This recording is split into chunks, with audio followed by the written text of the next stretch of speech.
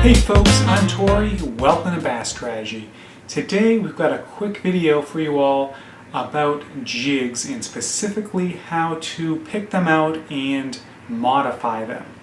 So as you may or may not know, I love jig fishing. It's one of my favorite ways to go catch fish. But I know a lot of folks out there are intrigued and interested to start jig fishing, but there's so many jigs out there that they don't know what to look for, and a lot of folks modify their jigs. It can be confusing on what kinds of modifications to make. So this video is all about just a couple of quick things to look for in your jigs and the modifications, the simple modifications that I make to my jigs that you can use right away to catch fish on the water. So we're going to zoom in close and I'm going to show you what I do to my jigs and what I look out for in my jigs as well. So let's go. Alright, so I picked out a few different jigs and I have a trailer here as well. So the first thing that you're going to want to look for is the skirt. So this jig right here is an example of skirt material that is not, I don't really like in a jig. So it's a little bit stiff, and you can see that stiff skirt material kind of warps. You can see over here up on the top that it starts warping really easily over time. This is specifically a Finesse style jig. In that bright blue skirt material is just a little bit too stiff and just very easy to bend out of shape. So this material right here, I wouldn't recommend that. Now this is a Dirty Jigs. They have very nice skirting material and it flows really nice. But it's not too soft, not too firm, and that's really what you're looking for. Something with that nice, light, but still holds its profile very well. So Dirty Jigs does a good job with that. So the next thing that I look for in a jig is the trailer keeper. So we're going to go look again on the Dirty Jigs. And you're just going to make sure that it has that little trailer keeper at the end. See how it comes out right here? You're going to make sure it has that. Not all jigs have it.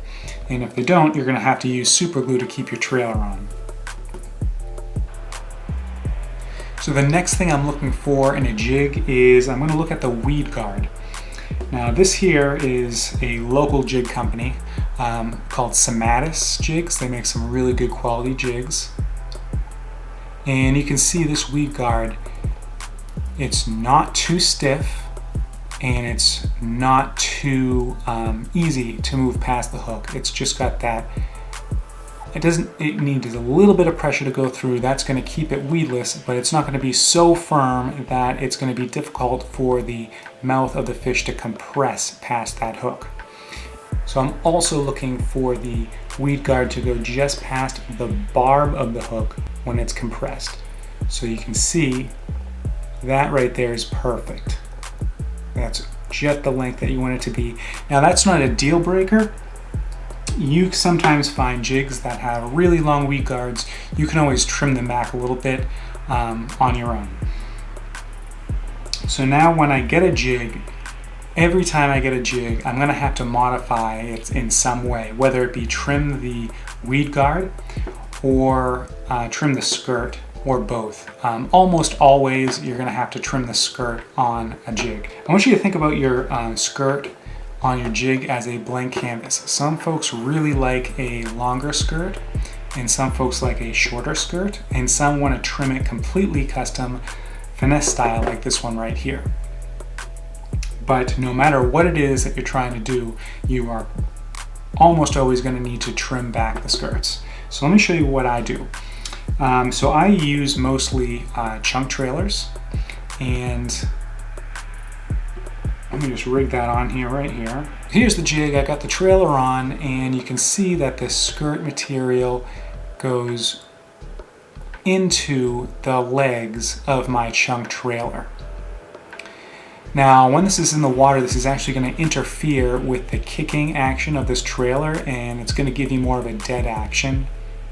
And so for that reason, I'm always going to want to trim my skirt of my jig past the legs or close to past the legs on my trailer. Let me take that off and I'm going to trim back this skirt. I'm going to trim it to about this length, right around there. So let me just bunch this up like so.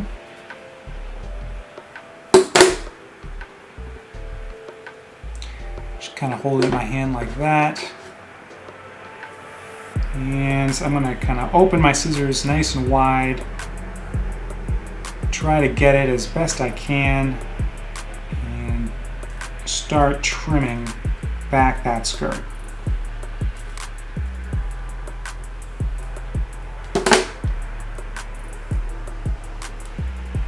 Alright, so you're going to end up with something like that. So that looks a little bit of a lower profile, still a full skirt. I like that. I like a nice full-bodied skirt.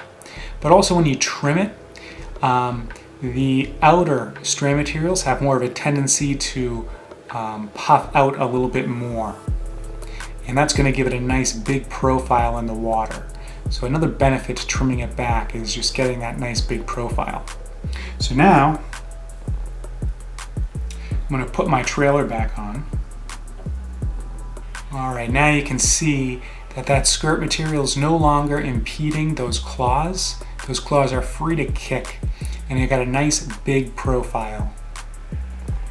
One more jig here. This is my Phenix jig. Skirt actually isn't as long on this jig as the last one, so I don't have to make such a dramatic cut.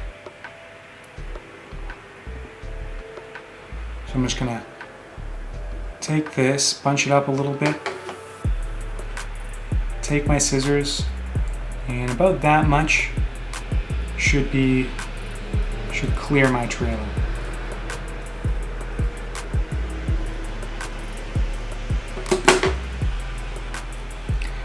And you look at this jig, it's a much more condensed profile. And you can see the difference between these two jigs and the way the skirt material, this one's not puffing out quite as much. This is a softer skirt material than the dirty jigs. So you can see this one puffs out a little bit more. There's a little bit more rigid skirt material than this one. But both are really nice choices. So that's really it. That is really the simplest modification. It's the modification that I make the majority of the time on the water. Just a quick trim of the skirt, and I'm good to go. I usually keep my jigs in my box with a full-length skirt until I go to use that jig. And like I said, I keep the scissors on board with me at all times. That way, I can make a change on the fly based on the trailer I want to use that day. Alright guys, so hopefully that information is helpful. If you did like this video, give me that like and consider subscribing to the channel. Thanks for watching. I'll see you next time.